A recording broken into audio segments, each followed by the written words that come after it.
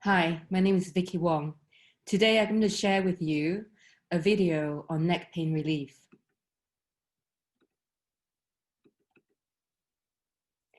So, neck pain relief.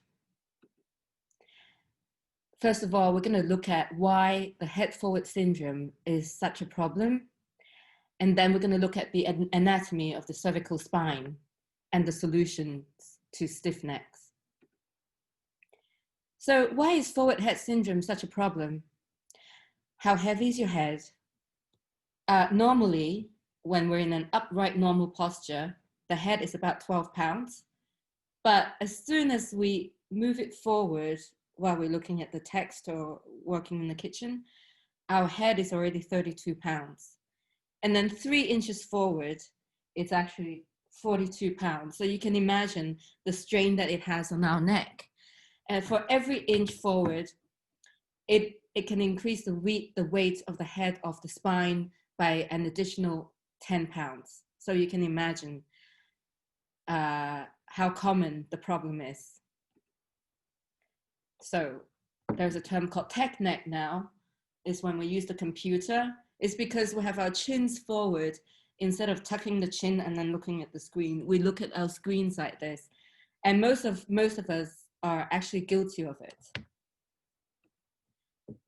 And so the strain on your neck is about 4 times the amount when we're using the computer or just doing anything that requires us to look down. And I used to suffer from a reverse curve. I used to have a reverse curve, and I was seeing a chiropractor for quite a few years to fix it. And of course, I've had a sore neck for many, many years. And recently I've been diagnosed with arthritis. Okay, so here is the anatomy of the cervical spine. And below the skull, we have C1, C2, 3 to 7. So 7 vertebrae. And the first rib is attached to the C7. And then the scapula is there. Yes. And then let's look at the lateral flexion of the neck. So I want you to be able to palpate it by just tilting your head sideways. And you can feel the scalenes. So there are 3 scalenes, anterior, middle, and posterior. And these are the muscles responsible for flexion as well as extension of the neck on the side. And then we have the trapezius, which is right at the back. It is like the most outer layer of muscles of the upper back, and it's responsible for shrugging your shoulders and elevating your scapulars as well. So when you shrug your shoulders, you can feel the tension here on the corner. That is your trapezius. And when you're taught to unshrug your shoulders in yoga, it's just basically to release the tension so that we're not tense all the time. And just catch yourself doing that. It's actually very, very easy to store a lot of tension in your neck like that. And then there is another one called sternocleidomastoid, which is responsible for turning your head. And it's quite a large muscle. So you can palpate it by turning your head, and you can feel the muscles with your fingers. And then the root of all tension would be actually in the base of your skull, which is here. And so I'm going to show you how to massage the tension out in the next clip.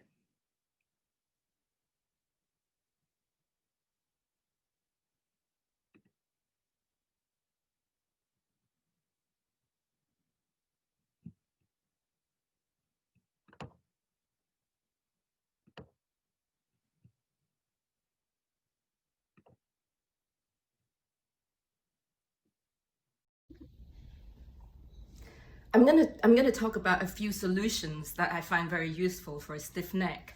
So remember all the muscles that are at the base of your skull, which is basically the root of the tension in your cervical spine most of the time. So you can actually massage it. You can stick your thumbs right underneath the skull and massage it. You can even do it standing up, and then you can stick your thumbs right into the base of your skull. This is a very good release. Another way of massaging it is by using a block.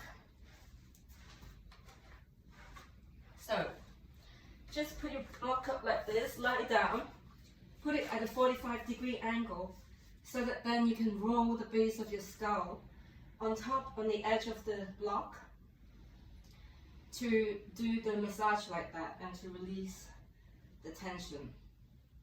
It's very comfortable.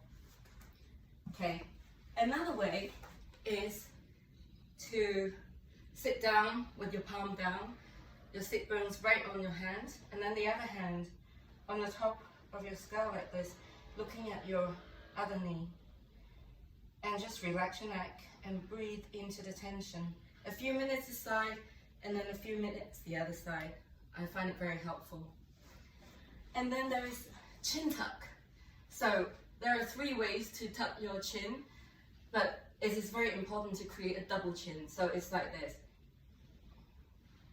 So this is one way.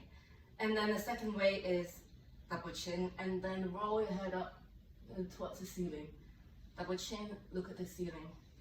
And to undo all the adhesive, the glue-like substances that affect your mobility, you can add a towel or a rubber band and do the double chin tuck like this. The resistance will help you to undo the adhesive. Okay? And then, of course, there is traction. You can bend your knees here to release your lower back, and then clasp your hands behind your neck and relax your neck and just stay there for a few minutes. Of course, you can do it on the trapeze as well, which is very useful. And now this is inspiration from And the Forest. So get into Warrior 2 pose first, and then just imagine that you're doing a side angle pose. Now relax your head, and then drop your arm and put your hand behind you. And you can stay here for a few minutes on each side. That is a very good release. So just consider releasing your neck as opposed to looking at your upper arm. That's always a good stretch. And then there is the kite hawk pose, which is very good for a scapula, and it goes like this. So bend your arms, inhale, initiate the rotation from your shoulder joint, and look up, and then exhale, initiate from the shoulder joint, and down, and inhale, up, exhale, down. And then there's a shoulder release, that is a scapular reset. So inhale, roll your shoulders up, hold your breath, and exhale, squeeze your scapula down. And then squeeze the top of your scapula first, down, and then down. Drop your arm. Middle scapula, squeeze, and then down. Bottom scapula, squeeze together, and then down. So this is scapular reset. And just remember, when you do a flat back, for example, there is no reason to lead any movement with your neck. So when you do a flat back, you can still release your neck, but have a flat back. And that way, you prevent yourself from looking forward when you're doing a plank. That jars the back of your neck. Always keep it long and just look at the top edge of your yoga mat. Well, that's it. And I hope that the video has been very helpful to you.